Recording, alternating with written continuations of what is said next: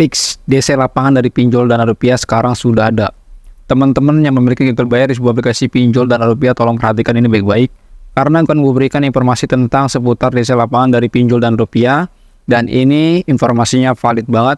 Dan nanti di pertengahan video itu gue yang menayangkan sebuah dokumentasi ataupun bukti-buktinya bahwa DC lapangan dari pinjol Dana Rupiah memang sudah ada. Dan yang kedua, nanti gue akan menginterview dari salah satu anggota grup dari media Tools Pinjol, dan dia menginformasikan melalui telepon. Dan nanti kalian bisa mendengarkan ya cerita dari nasabah tersebut yang didatengin oleh DC lapangan Dana Rupiah. Nah, teman-teman juga pasti belum ada yang tahu ya bahwa nasabah ini adalah dari ya pegawai negeri ya atau PNS ya. Mereka didatengin DC lapangan dari pinjol Dana Rupiah dan dia sudah membuatkan dokumentasinya. Dan nanti sekali lagi di sini nanti di pertengahan video tolong perhatikan karena durasinya agak sedikit panjang ya Mas Bro. Jadi teman-teman bisa mengetahui alur ceritanya seperti apa agar teman-teman bisa mengatasinya dengan secara sendiri ketika Anda didatengin oleh DC lapangan dari pinjol Dana Rupiah ataupun pinjol lainnya. Nah, nanti gua akan ya menampilkan bukti-buktinya bahwa DC lapangan pinjol Dana Rupiah memang sudah ada. Nah, teman-teman pasti akan bertanya lagi kepada saya melalui komentar seperti ini. Bang, itu pinjol Dana Rupiah memangnya sudah ada di mana? Bang, gue tinggal di Jawa Timur, apakah gue didatengin DC lapangan atau tidak? Nah, itu pasti akan terjadi pertanyaan-pertanyaan seperti itu. Oleh karena itu, nanti akan gue bahas keberadaan DC lapangan dari pinjol Dana Rupiah. Nah, nggak lama-lama langsung saja gue langsung memasuki ke dalam pembahasannya.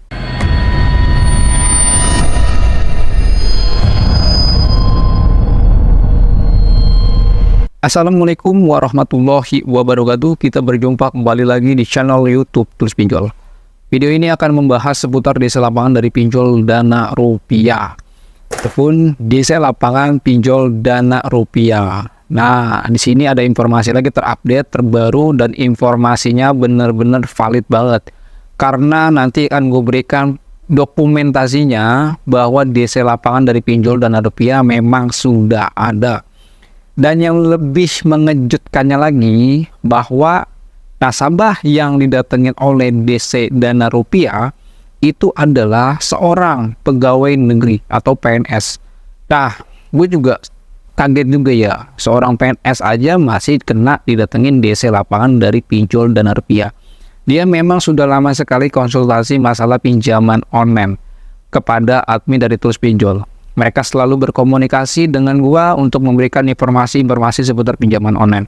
Alhamdulillahnya lagi, ya berkah dari berkumpulnya kita dalam suatu grup yang bernama Tools Pinjol, mereka bisa mengatasinya dengan secara mandiri. Nah, setelah dia mengatasinya itu, alhamdulillah DC-nya langsung pulang. Kok bisa sih langsung segera pulang DC lapangannya itu? Nah, nanti dalam video ini cukup lama ya, cukup panjang durasinya. Karena gua menampilkan sebuah rekaman gua kepada orang yang bersangkutannya atau kepada narasumbernya, dan dia menceritakan dari awal sampai akhir. Jadi teman-teman bisa mengambil informasinya secara utuh agar teman-teman dari nasabah tersebut bisa mendapatkan sebuah pembelajarannya, agar teman-teman juga saat didatengin DC lapangan itu bisa tahu langkah-langkahnya seperti apa.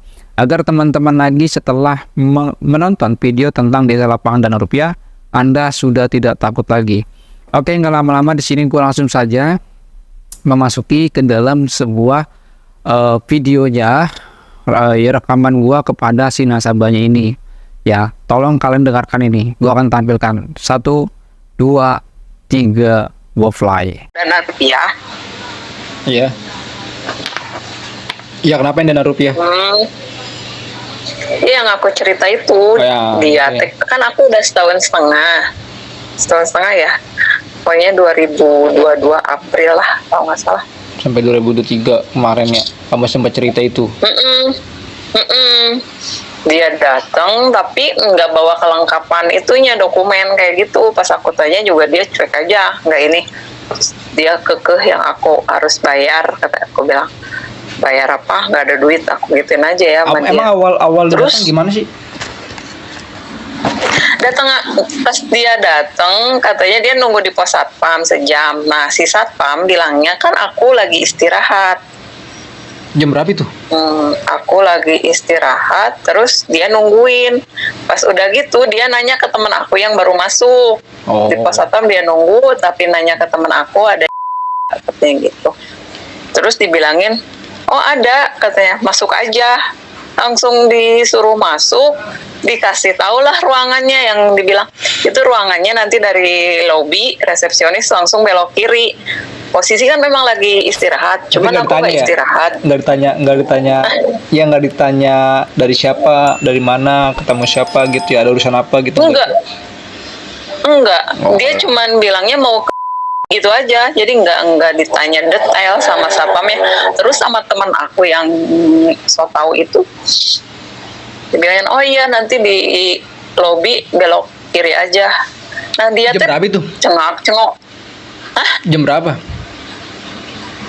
Jam istirahat jam 12:30 ya. Oh, nah terus habis itu? Jadi pas di resepsionis itu kan nggak ada orang juga. Oke. Jadi dia langsung cengok pengap gitu, yang langsung masuk. Aku bilang, kok bapak bisa masuk? Aku bilang gitu, nggak ini dulu ke satpam. Saya nunggu di satpam katanya, tapi saya boleh masuk kok, dibilangin gitu. Oh ya udah, terus bapak mau dari mana? Aku tanya gitu. Dana Rupiah. Dia kasihin kaget dong. Foto aku. Iyalah. Enggak, dia mau ngasih foto apa ke kamu? Kasih foto yang ya selfie. Yang aku waktu pengajuan kan. Oh iya. Ya okay. Diliatin ini kamu, katanya gitu ya, ini ibu iya. Terus kasih lihat rinciannya, kasih ini ya. Terus ini gimana bu, dari 2022 ibu nggak bayar gitu. Ya emang nggak ada duit, aku bilang gitu, jadi aku nggak bayar. Ya terus ini gimana? Ya nggak gimana pak, nggak bayar aja gituin kan. Saya bilang, mana bapak kelengkapannya, dokumen gini-gini. Oh enggak, ini aja, ibu mau bayar enggak, gitu-gitu. Saya bilang enggak gitu. Terus ada enggak 200? Dia bilang gitu, ada enggak 200? Enggak ada. 5.000 ada, mau, aku bilang gitu kan. Terus ibu gajian? Iya, gajian aku tapi habis, aku bilang gitu. Terus ibu sehari-hari gimana? Ya nggak gimana. Kenapa juga bapak mesti pikirin, bilang gitu kan? Iya, kenapa harus ngobrol sama dia? Ya enggak. Harus penting juga kan gitu. Terus dia bilang, katanya, terus kenapa kalau tahu nggak ada uang buat bayar, kenapa ngajuin? Ya karena aku pikir dulu aku bakal punya duit buat bayar, aku bilang. Ternyata enggak, gitu kan? Oke, terus ya udah, ini bikin pernyataan di situ. Kenapa nggak sanggup bayar? Aku tulis lah. Ya dia nulis lah. Ya, aku nggak sanggup. Kenapa kita yang nulis? Dia yang nulis lah. Dia yang nulis lah. Iya, aku tulis aku nggak sanggup bayar karena nggak ada uang, gitu kan? Aku tulis gitu sama nomor handphone kan. Udah aku kasihin. Udah, kata dia, udah gitu aja. Iya gitu. Memang bapak maunya apa? Aku bilang gitu. Terus? Oh, nggak ada. Bu, saya tuh jauh-jauh katanya dari Bandung datang ke sini. Buat bensinnya berapa, aku bilang. Oh, ya, dia datang dari mana? Datang. Dari Jakarta? Dari Jakarta apa gimana? Dari Bandung. Bandung, wilayah Bandung, cuma beda beda apa gitu ya? Dia dari Bandung, terus jauh kan ke Lembang ke aku. Oh, kota Bandung ya? Iya, dia kota Bandung, kan aku ke Lembang. Oke. Dia bilang, kan ke saya itu ke sini pakai bensin, Bu. Aku diemin aja, dia ngomel-ngomel kayak gitu. Tapi saya mau ngomong sama atasan, kata. Apa dibilang? Ngomong sama atasan. Aku mau ngomong sama atasan. Ngomong apa? Ini kan masalah pribadi. Aku bilang, ngapain ngomong ke atasan? Gitu kamu saja nggak bawa dokumentasi lengkap kok, bilang gitu loh. Yang ada kamu yang bermasalah di sini, gituin. Terus aku bilang, kalau kamu kayak gini, kalau bapak kayak gini, ya yang ada bapak saya laporin. Aku bilang gitu kan. Iya. Terus dia bilang gitu, ya udah laporin aja. Ya udah, sekarang kalau gitu bapak rekam. Gue bilang, aku rekam bapak, aku gituin kan. Iya. Terus dia ngeloyor keluar. Terus bilang, gajian kapan kan? Sebelumnya dia bilang gitu. Gajian kapan? Tanggal 1, aku bilang gitu. Ya udah, nanti katanya ada teman saya yang lain yang datang ke sini. Ya silahkan aja, kata aku gituin kan. Silahkan aja, aku gituin. Nah, Pas dia bilang mau lapor. Emang berapa ke tunggakan itu? atasan. Kalau di tagihan aku sih 1,6. Terus kemarin dia ada tulisannya yang tagihan pokok 2 juta. Dia ngeluarin dari handphone apa Terus dari kertas lembar apa gimana dia? Kalau ngeluarin data-data kertas yang sepotong itu, bukan kertas dari yang sepotong handphone. itu loh. Bukan dari handphone dia gitu. Bukan. Oh, oke. Bukan. Oke. Dari kertas sepotong 1 bundel gitu pakai binder. Oh, udah Kayak binderan. Bukan dari handphone. Dia kayak Iya. enggak. Kalau fotonya dari handphone, tapi kalau yang rincian itu dari sebinder itu. Terus dia nanyain alamat yang sekitaran Lembang Dia juga, kayaknya mau. kopinya apa aslinya?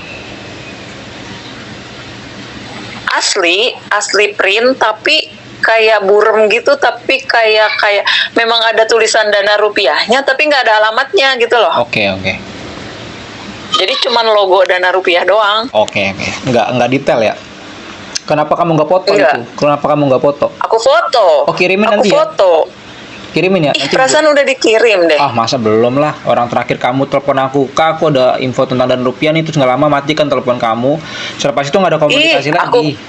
Aku kirim sama foto orangnya. Belum ya? Belum. Oh, salah. Ya udah gitu cerita. Ya udah dia keluar sambil jalan gitu aku videoin dia. Udah kayak gitu doang. Coba nanti Nggak tahu nih. aku minta dokumen. Dibilang tanggal 1 katanya mau ganti orang buat datang. Ini harus dibuat Nggak ada jadikan pelajaran buat surat-suratnya, orang-orang Bapak banyak main nih, masuk hati-hati aja. kayak gini nih sebenarnya. Untung kamu ngerti loh. Kan udah diajarin. Ya bagus lah kalau ilmunya kepake selama digabung di grup. Jadi kamu buat data ketika kamu didatengin sama DC tahu langkah-langkahnya seperti apa gitu kan. Cuman kan, ini kok ujug-ujug gitu udah yang setahun setengah loh bang. Nah itu harus banyak poin-poin yang harus dibahas itu.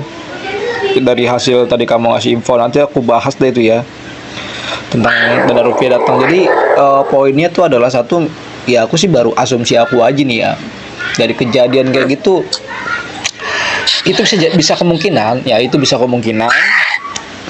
dia bukan debt collector asli ataupun bukan DC lapangan asli ya. Kalau DC lapangan asli, dia tuh nggak banyak ngomong, nggak banyak alasan ketika dia memang terbukti nggak bawa SPPI atau nggak punya SPPI. Kalau misalkan DC yang membawa SPPI, dia tuh nggak banyak ngomong. Mau nasabahnya bayar atau tidak bayar, dia pasti menunjukkan. Dan bahkan dia pasti akan digantungin SPPI-nya itu. Kalau dia tuh ada dua ya, ada yang digantungin, ada yang ditaruh di dompet, modelnya kayak kartu ATM. Itu pernah terjadi dengan aku laku. Mungkin nanti aku play lagi videonya tentang DC aku laku bawa SPPI secara lengkap gitu. Namun kalau yang tadi kamu ceritain itu ya, asumsi aku satu, dia bukan debt collector asli ya, melainkan bisa jadi kemungkinan itu debt collection. Jadi mungkin debt collection ada di wilayah Bandung, lalu dia memanfaatkan nasabah-nasabah yang di daerah Bandung, dan lalu dia menagih utang dan seolah-olah dia itu adalah mengaku-ngaku sebagai debt collector. Itu sih kesimpulan aku. Ya, karena ya dari kamu cerita itu ya seperti itu alurnya ya. Dari suratnya juga nggak jelas, dan yang kedua kalau debt collector asli itu dia semua informasi tentang nasabah itu semuanya ada di handphone, karena setiap debt collector pinjol itu pastinya memiliki aplikasi khusus untuk debt collector untuk menagih. Jadi data-data itu semuanya ada di dalam aplikasi dari sistemnya si DC-nya itu. Nah, kalau untuk yang surat itu hanya sebagai copy ataupun surat asli yang dimana harus ditunjukkan sama nasabah. Jadi dia bawa dua dokumen, yang satu ya dari handphonenya. Karena dulu pengalaman aku, debt collector yang asli, ini aku sering banget menemukan debt collector asli ya, bener-bener desa lapangan dia, yang memang sudah bersertifikat sama OJK. aku menemukan ada tiga kasus ya. Pertama kasus aku, kedua kasus dari teman-teman aku. Mereka juga banyak konsultasi. Aku pernah menemui langsung ya, karena kan pada waktu itu teman aku seorang perempuan ya, janda anak satu, janda anak satu. Dia tuh nggak punya pendamping laki. Dia tuh datengin sama DC Indodana. Memang DC Indodana itu memang rapi. Ya pada waktu itu rapi, sopan, terus dia lengkap. Dia tuh nggak banyak ngomong. Selamat siang ibu gitu kan. Saya dari Indodana ya. Di sini saya ingin mau ngambil dana yang sudah ibu pakai. Kapan mau dibayarkan? Itu lengkap dia. Di lehernya udah ada. Di lehernya ID cardnya, ininya, SKTI-nya. Dan dia bawa kertas di amplop. Ini bu rincian tagihan utang. Itu bener. Dan itu aku temui ada 3 kasus. Kasus aku dulu kayak gitu dari kafe. Indodana dari teman aku juga, Indodana juga ada. Jadi beda tempat pada waktu itu. Ya, jadi kesimpulannya Debt Collector yang asli tentu dia memiliki aplikasi yang memang di dalam aplikasi itu sudah banyak data-data nasabah yang memang harus dia tagih. Bukan datang bawa kayak sebandel kertas kagak kayak gitu loh. Jadi kalau kesimpulannya itu ya satu ya desk collection ataupun mungkin ya memang ada DC lapangannya dan mungkin juga dia sudah ada namun dia memakai pihak-pihak ya kalau bahasa orang-orang kurir gitu ya, mungkin dia pakai bot gitu loh, orang suruhan suruh nagih ke sana ya kan, cuman bawa modal kayak gitu doang. Dan itu kalau seperti itu ya wajib banget dilaporkan Kak, wajib banget dilaporkan agar ditindak gitu. Nanti aku minta bukti-buktinya ya. Tadi kan kamu sempat video dari belakangnya saat dia pergi sama surat tagihannya bagaimana, nanti akan aku bahas di YouTube aku nih, karena banyak banget ini informasi tentang dana rupiah yang masih katanya simpang siur lah ya. Ini bener harus dibahas karena kasihan juga nih orang-orang yang yang awam, yang nggak ngerti gitu, yang nggak tahu gitu kan. Jadi ya harus diinformasikan gitu kan. Nah, itu kalian sudah mendengarkan kisah dari nasabah dana rupiah didatengin oleh DC lapangan pinjol dana rupiah. Nah, tadi kita sudah ambil poin-poinnya yang disampaikan oleh nasabah tersebut. Nah, poinnya itu adalah DC datang ke tempat nasabah itu, satu, dia tidak membawa SPPI, Sertifikat Profesi Penagih Indonesia. DC lapangan pinjol ataupun DC siapapun yang penagihan yang legal, tentunya dia sudah membawa Sertifikat Profesi Penagih Indonesia. Perlu Anda ketahui, SPPI ini dalam penagihan, mereka wajib memiliki ataupun membawa sertifikat itu dalam proses penagihan. Dan Anda perlu ketahui juga bahwa sertifikat itu dikeluarkan atau diberikan langsung oleh si OJK-nya, bukan dari perusahaannya. Tentunya kalau sudah mendapatkan sertifikat dari OJK, tentunya yang datang menagih utang kepada debitur ataupun nasabah itu termasuk orang-orang pilihan, orang-orang yang sudah profesional dalam melakukan penagihan.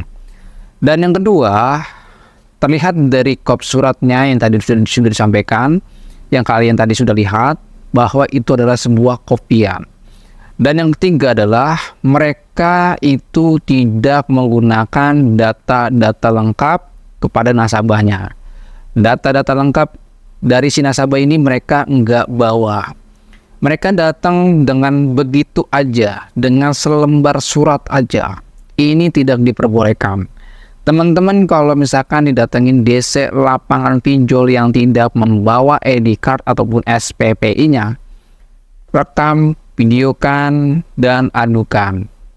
Mungkin nanti selepas video ini tayang, gua akan proses pengaduan kepada dana rupiahnya, kepada AFPI, dan juga kepada OJK-nya. Nanti perkembangan itu kalian juga mungkin bisa lihat, nanti akan gue publish juga di dalam channel YouTube gue yang bernama Tools Pinjol. Poin berikutnya juga adalah satu, kalian juga jangan terlalu nervous banget ya ketika Anda didatangin DC lapangan. Santai dan tenang dan katakan apa adanya.